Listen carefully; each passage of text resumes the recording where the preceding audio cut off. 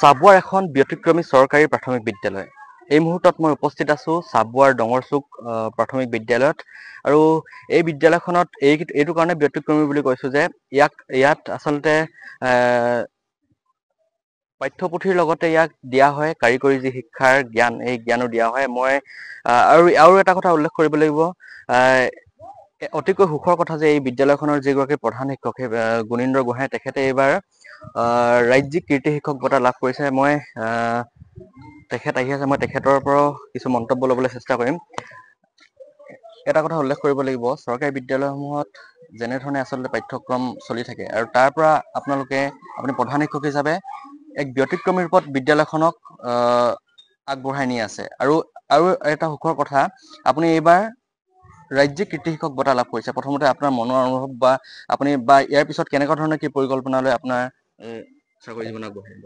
প্ৰথমতে আপোনালোকৰ চেনেলৰ যোগেদি অসম চৰকাৰ আৰু শিক্ষা বিভাগক আমাৰ এই কৃতিত্ব প্ৰদানৰ বাবে যি আমাক অকমান উপকাৰ কৰিলে, আমি অশেষ কৃতজ্ঞতা আৰু ধন্যবাদ জ্ঞাপন কৰিছো ডঙৰচুক প্ৰাথমিক বিদ্যালয় পৰিয়ালৰ তৰফৰ পৰা।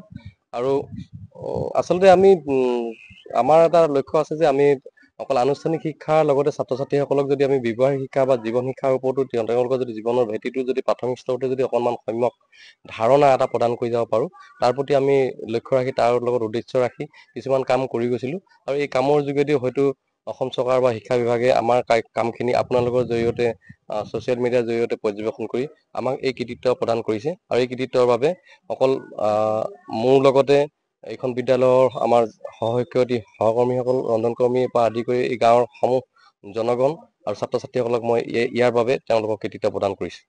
আপোনালোকৰ এই বিদ্যালয়খনত কি কাৰিকৰী শিক্ষাৰ জ্ঞান দিয়া হৈছে বৰ্তমান সময়ত? চৰকাৰীভাৱে কাৰিকৰী ঠিক তেনেকুৱা নহয়। আমি ছাত্ৰ ছাত্ৰীসকলক যাতে জীৱনৰ প্ৰাথমিক ভেটিটো অলপ নিজকে যাতে ভৱিষ্যত জীৱনত অকল আমাৰ ছাত্ৰ ছাত্ৰীসকলে যাতে পঢ়ি শুনি চাকৰিমুখী সকলোৱে চাকৰি কৰিব পাৰিব, সেই সক্ষমতাটো আজিৰ তাৰিখত, আজি বিশ্বায়নৰ যুগত তথ্য প্ৰযুক্তিত ইমান আমি নাভাবো।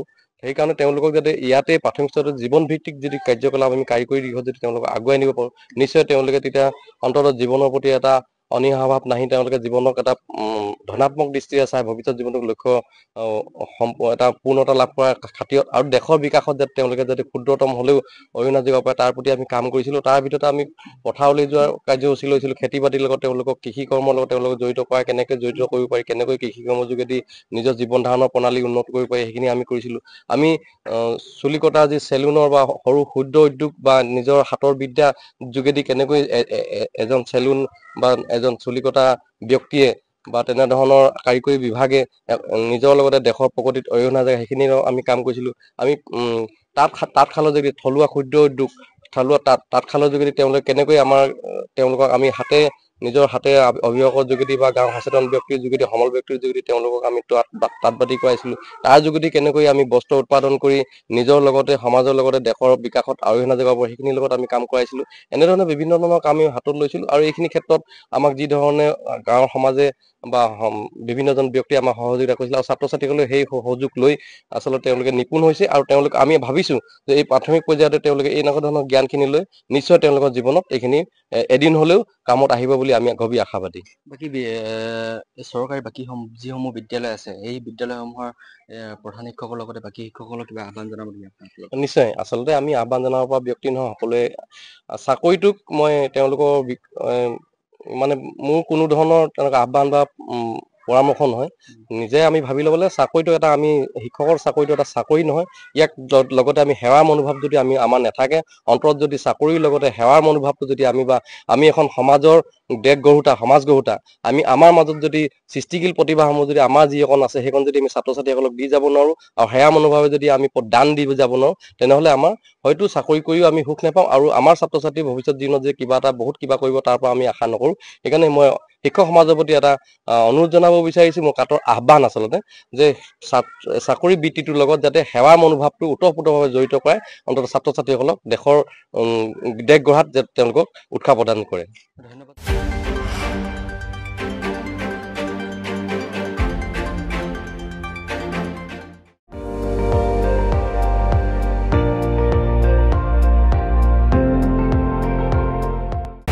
আপুনি চাই আছে ND24, সৰ্বশ্ৰেষ্ঠ নহয়, সৰ্বোত্তমৰ দৌৰ।